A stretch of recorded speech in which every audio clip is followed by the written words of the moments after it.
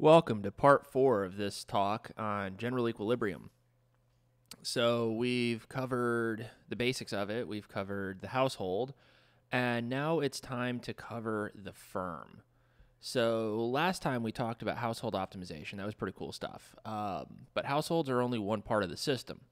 And when we were solving out the stuff for household optimization, we were assuming that output was exogenous, right? Income is just exogenously determined. There's no way to affect income in the previous model.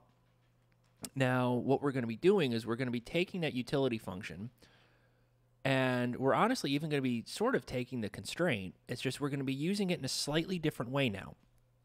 And the way it's going to be used is we assume that output is now endogenous. So it can be chosen from within the system rather than something that's just chosen outside the economic system. So because of this, households are really only one part of this system of equations, right? Households are one side of equilibrium because we also have the firms that we need to worry about. And when we add the firm in, as I was saying, it'll be changing up the household's model. Now, the household utility function will be the same. The constraint is going to be altered a little bit because now savings is actually determined by the flow of capital, which is investment, and that is one of the things that can help determine what output is. There are a couple other things that determine output as well, as we'll be getting into later on in this lecture.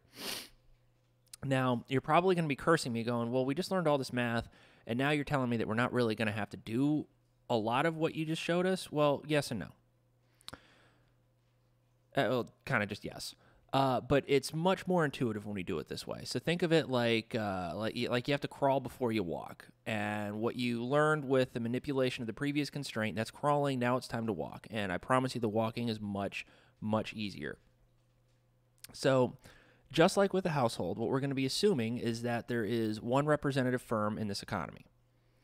And so it's sort of like there's one firm that is sort of selected that represents all of the firms in the system.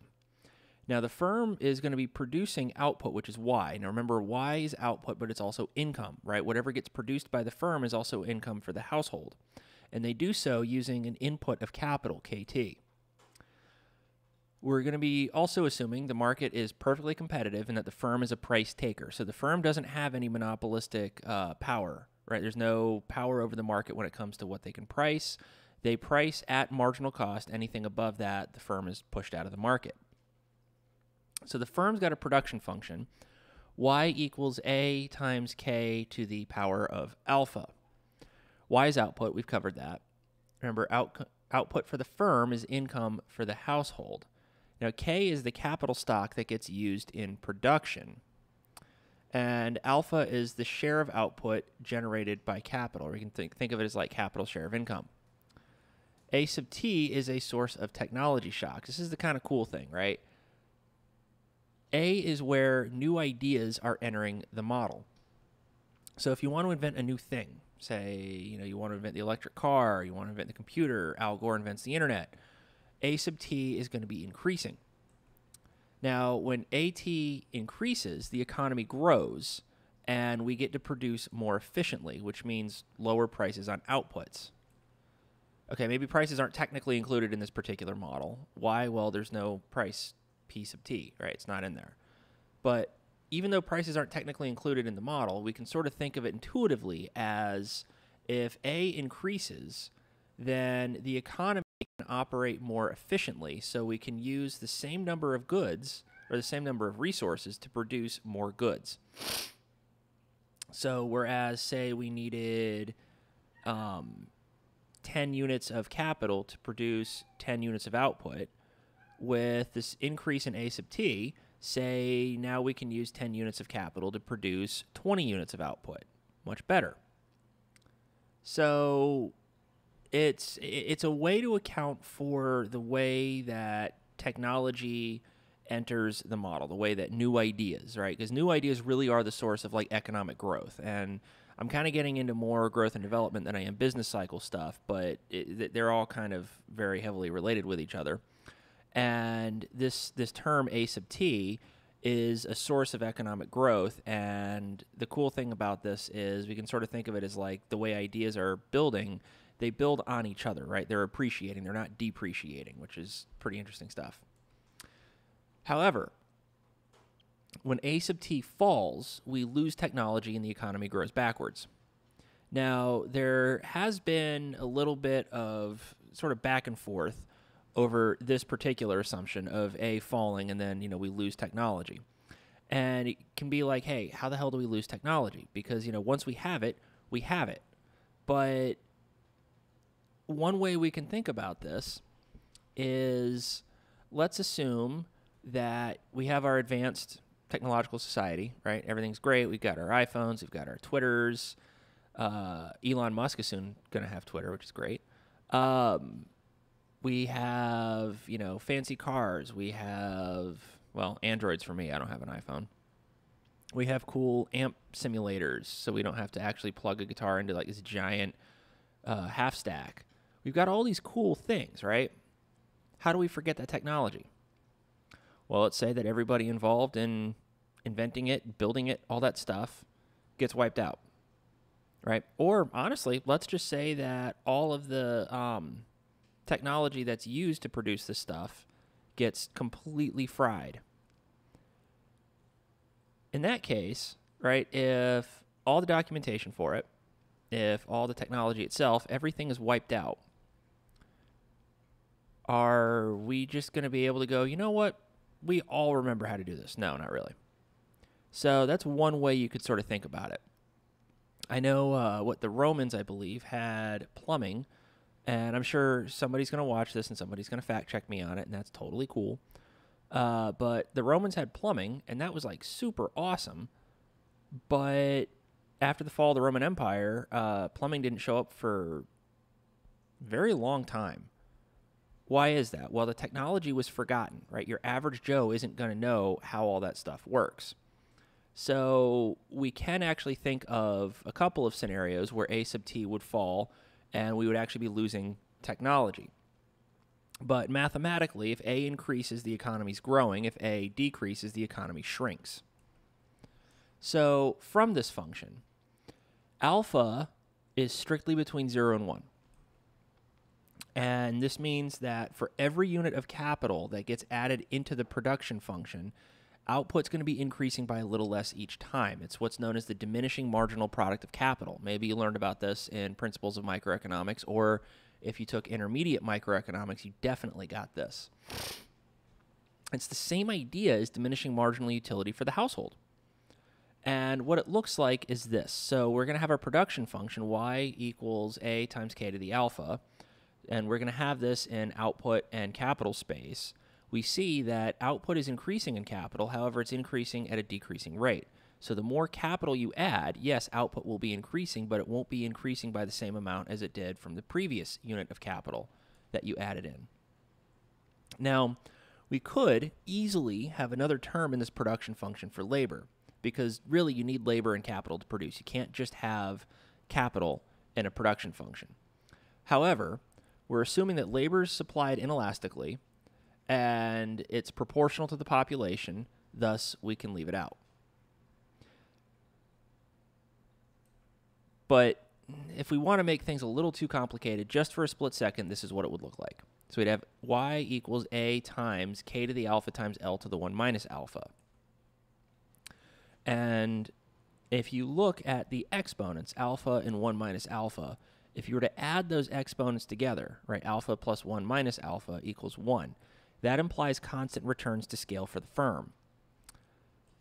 But if we only have this form right here, then all you need to worry about is capital. So if I show you this, don't worry about it. It's constant returns to scale.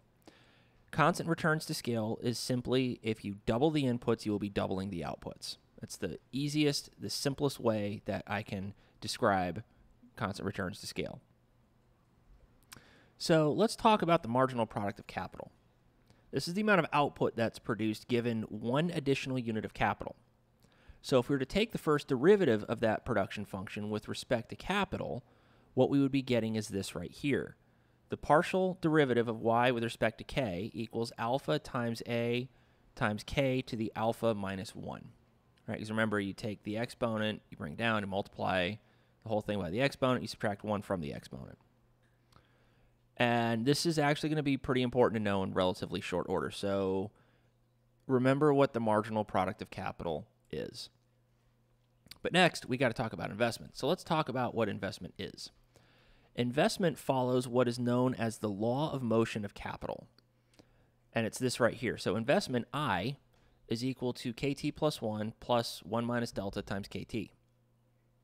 What is that? What is all this crap? Well, I is investment. KT plus 1 is tomorrow's capital stock, which is chosen today. So if you want the capital stock for tomorrow, you're going to buy the capital stock today.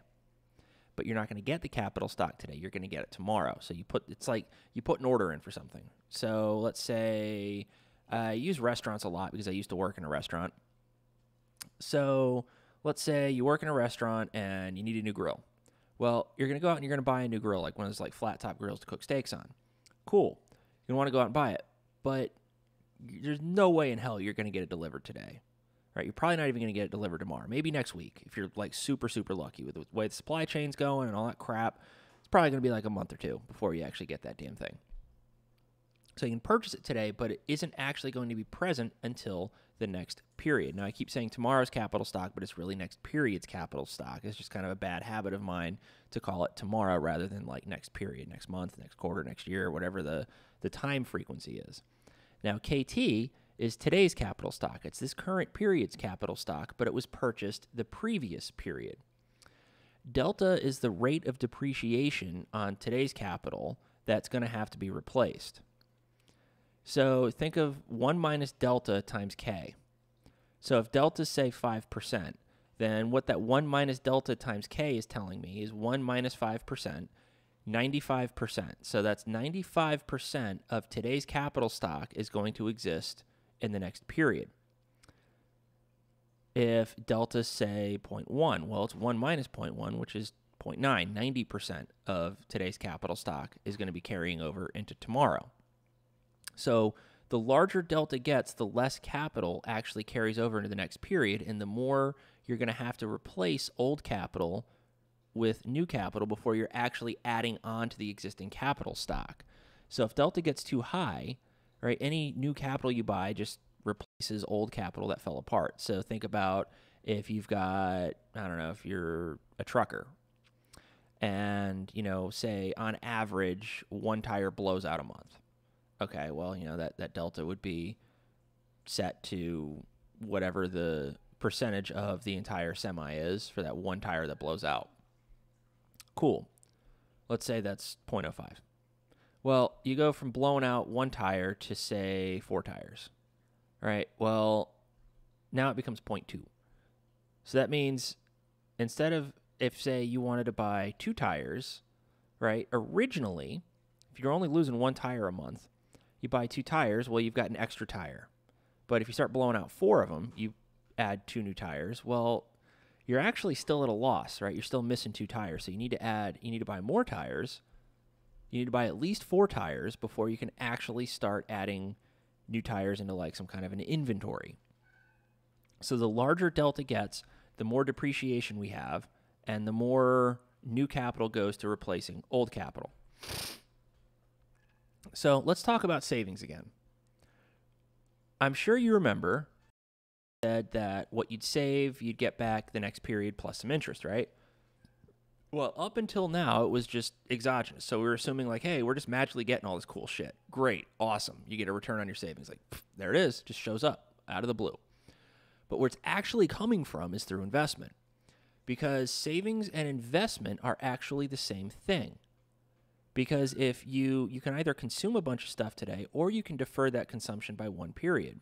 If you defer the consumption by one period, what you're doing is you're buying capital that can be used by the firm tomorrow that increases production, generates a little bit of a return, and then the firm compensates you for that. So you save equal to what gets invested.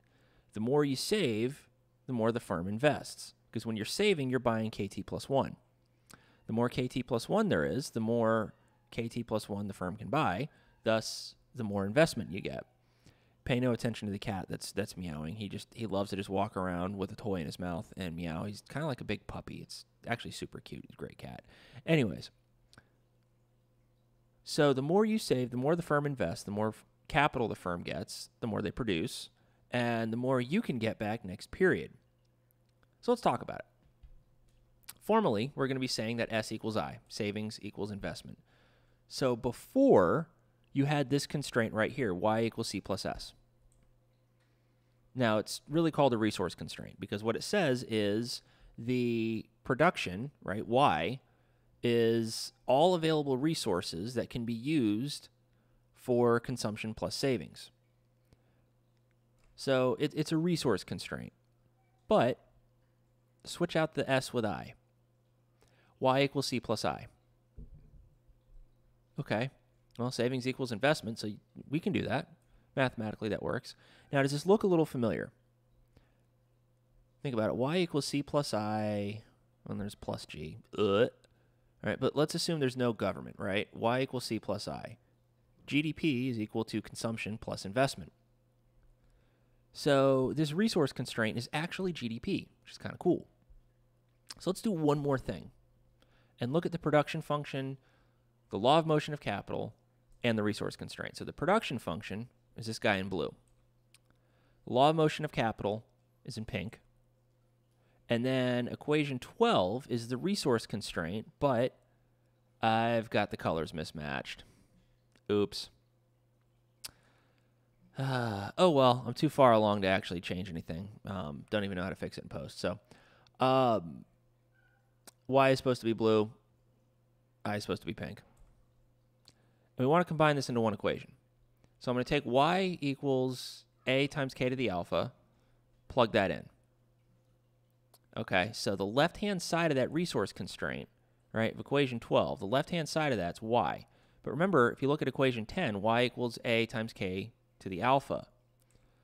So I just swap it out. So I got A times K to the alpha equals C plus I. Now, remember, I is equal to KT plus 1 plus, or minus 1 minus delta times KT. So I'm going to plug that into IT in that resource constraint in equation 13, and it gives me this right here, equation 14. So I get A times K to the alpha equals C plus KT plus 1 minus delta times KT. Now, this is the new constraint that we're going to be using in the household optimization. It puts the constraint in terms of capital, which is an input in production. Thus, consumption is a function, like consumption is dependent on production, and production is a function of capital. So if the household wants to maximize its utility of consumption, it's going to do a path that's chosen of capital, because capital leads to production, production leads to consumption. So what I'm still saying here is that output, which is income, can't be exceeded by the sum of consumption and savings. It's just now savings is investment. I've endogenized output. Instead of it just being Y, it's actually a function of capital, which can be chosen within the system. So I've endogenized output. So when the household optimizes, they choose a consumption path, but it's really they're choosing a capital accumulation path, which leads to consumption. So by choosing the capital accumulation path, that's the set of choices that are now available to the firm, and we can achieve an equilibrium between households and firms. So there's demand, the household side, and then supply, which is the firm side. Now, I'm going to wrap this up here. I don't really want to scare you guys too terribly much, but I think it's enough to learn about the production function, how to differentiate it. We're going to talk about incorporating this into the household's optimization problem, and it's going to change the formulation a bit, but like I said, it's more intuitive. So until then, peace out. Thank you for watching, all that fun stuff, and stay tuned because there's going to be more general equilibrium on NyQuil.